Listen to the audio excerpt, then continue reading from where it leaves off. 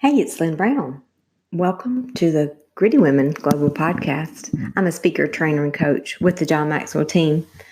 In the first half of my life, I was a people pleaser. And then in my spare time, I was literally trapped by the opinions of other people. It felt more like being in prison.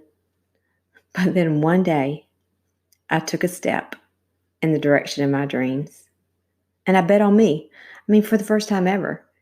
And now I've committed the rest of my life on this big blue rock to encourage, equip, and accelerate gritty growth in women of all ages, from 9 to 99 and beyond.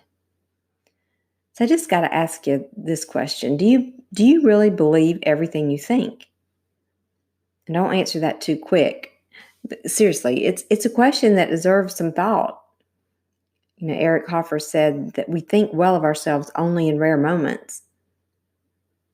And I can attest to that. Honestly, before I became aware that my thoughts were driving my results and my belief was driving my behavior, I was literally stuck. And as we've said before, stuck stinks. But what was so funny is everything looked okay on the outside. I had a master's degree, I had a job, blah, blah, blah, blah. I was in church every Sunday. I had a pretty yellow house with a white picket fence. I had always dreamed of that. And children running to and fro, pies cooling in the window. You get the picture. However, while all that was going on, I was steady listening to a stream of messages playing over and over in my mind. And they were literally holding me back. Really more like sucking the life out of me. And I didn't even know it. Because we don't know what we don't know. What we can't see, we can't see. But oftentimes in coaching, it's always great when my clients realize that what they can see, they can fix. And so, I totally had a messed up mindset. But for the last, 5 years, I've been in this growth journey and literally renewing my mind. I had heard that scripture a million times in church, but I didn't believe it for me. Often the world screams, the answer is more education, learn more, be the smartest, tool in the shed, the sharpest tool in the shed, be the top of the class, whatever. If I knew more, I could be more. But, nothing is farther from the truth. Paul said in Ephesians 4:23, we can be renewed in the spirit. We need to be renewed in the spirit of our mind. Now, what in the world does that mean? Well, the way I look at it is, our mind, it operates, like our spirit operates. We have this mindset, an attitude, if you will. Those people, the ones that light up the room because they walked in, or the ones that, light the room up because they left. So it's their attitude, their demeanor, the energy that they emit, so to speak. It's their natural bent. And so we discover and we draw closer, as we discover and draw closer, really to our Creator and who we were created to be, we can begin to replace those limiting thoughts. But if we don't believe that truth for us, nothing will ever change. So, 5 years ago when I began this journey and began to carve out time, intentionally carve out time, not just think about it, but do it every morning, start my day in quiet reflection and study. And that's when I began that practice of gratitude. I was just cultivating that spirit of thankfulness. Things began to change. And there's not a day that goes by that I probably don't share that with someone. But, and again, I've had several, listeners and people that I've coached that have said, you know what, I've started that practice and I have seen a difference in my life. And I'm just kind of that place in my life. I don't know if it's, because, I've been able to experience a lot of birthdays and I have a lot more birthdays, on down the road too. But I'm just kind of over all these super perfect, super Christians, that can quote all the verses, find every verse in the Bible, but they have no peace and they have no joy. And honestly, there's not a lot of fruit in their life. I'll be honest, I still can't find Thessalonians in the Bible, but my faith now and my belief in who I am and who I was created to be is unshakable. I mean, like I feel unstoppable, like 6 foot tall and bulletproof. I mean, that kind of mountain moving faith. I have it. I always had this little um, canister of mustard seeds in my desk at work, but I can honestly tell you now, I have I have that kind of faith, that mountain moving kind of faith. I mean, I'm no longer blind. I can see. I'm no longer bound. I am free. I am truly free. It's an inside out deal. It's not going to come from the outside. If you're waiting for that perfect, book to be released, or you're waiting for that perfect little, Snapchat to come through, that quote, that whatever, that person, I'm telling you, it's got to come from within. All your answers will come from within. It's not your bank balance. It's not your zip code. It's not your social media. It's not all the likes. It's not all that mess. You have to run to the source, your creator. As my mentor Paul Martinelli says, your grand overall designer, God. He has designed you. He lives in you. And you know what? That takes moving. It's going to take getting up from where you are and moving. I mean, even the man that lay by the dadgum pool for 38 years eventually had to get up. He lay there that long saying, nobody will help me. If I could just get in, if the water was this or that, if they hadn't put chlorine in it today, whatever, you have to get up. Lazarus had to get up. They had to take that first step when the waters of the Red Sea parted. They had to take that first step to make sure it was dusty and dry. We all have to. I looked up the word action in the Webster's dictionary, and it says the act or process of doing something, usually to achieve an aim.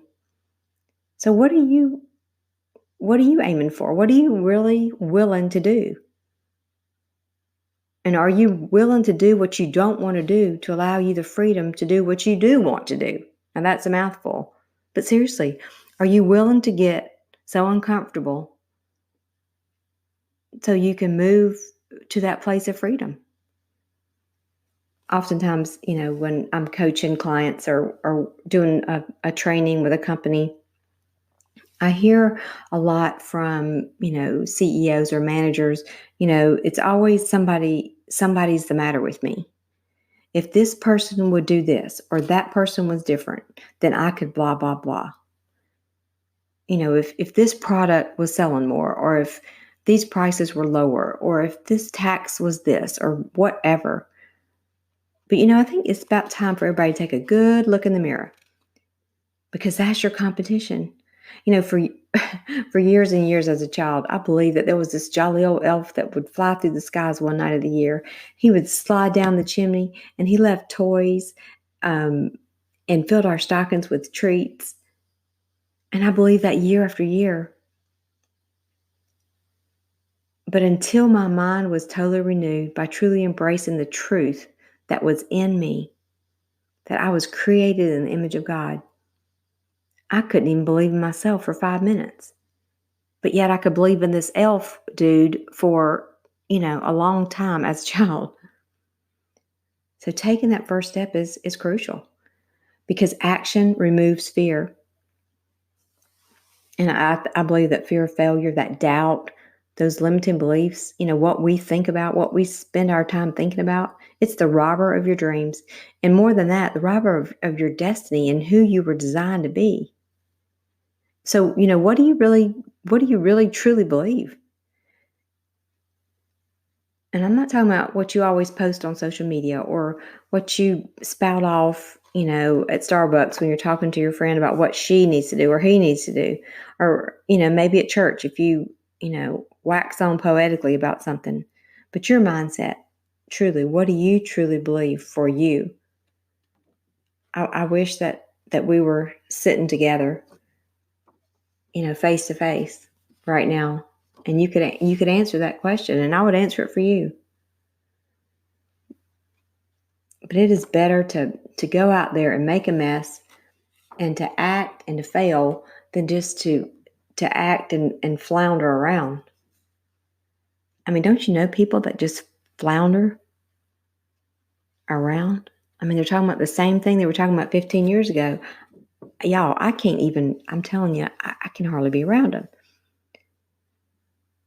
But flounder, I looked it up too. It means to struggle or stagger helplessly. We were not created to struggle and stagger helplessly.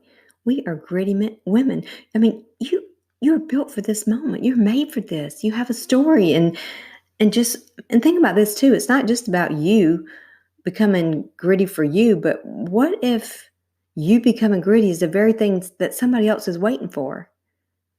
It's not just about us and what we need. We are created to shine. I mean, really shine. Do you believe that?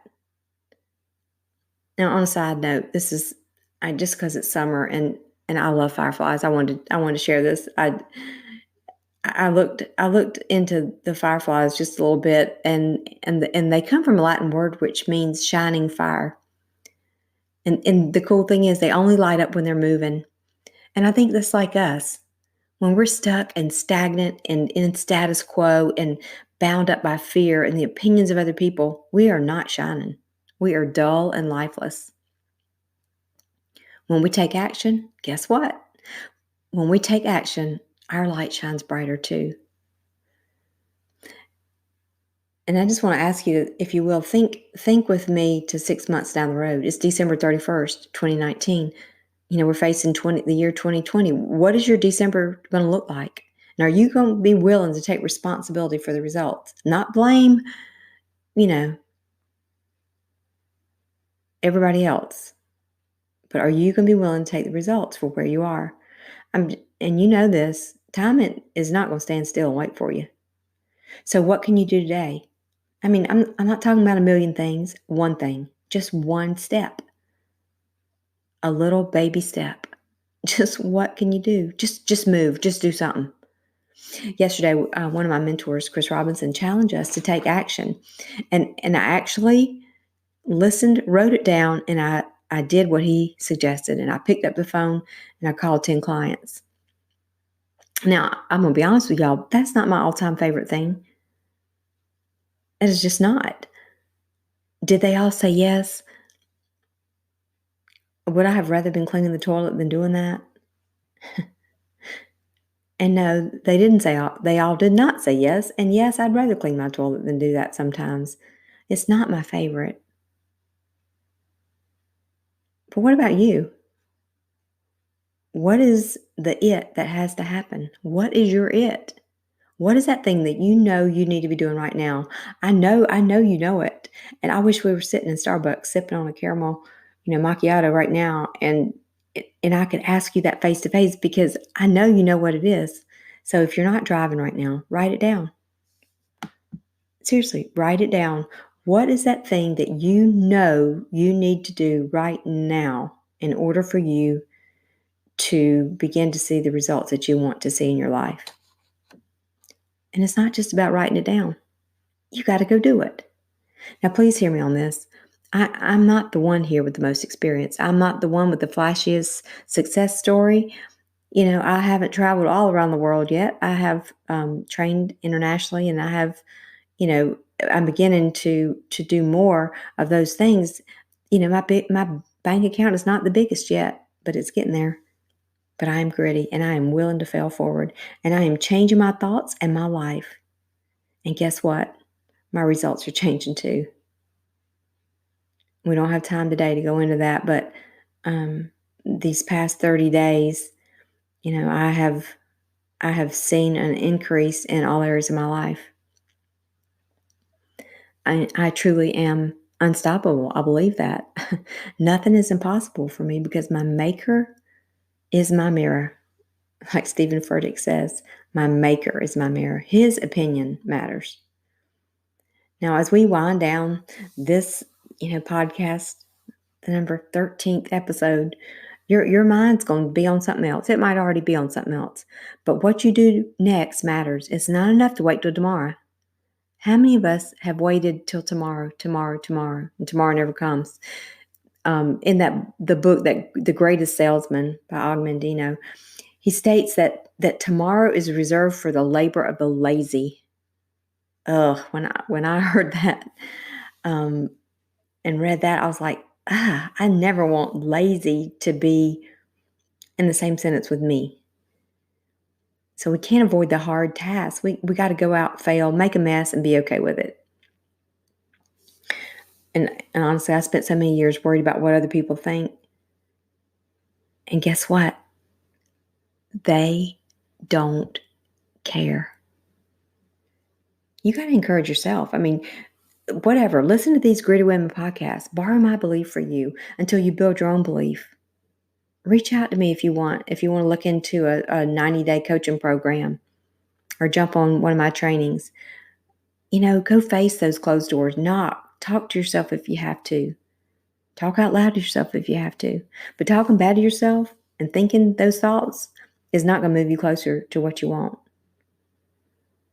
So today is truly all we have. And don't you forget, remember that tomorrow is reserved for the labor of the lazy.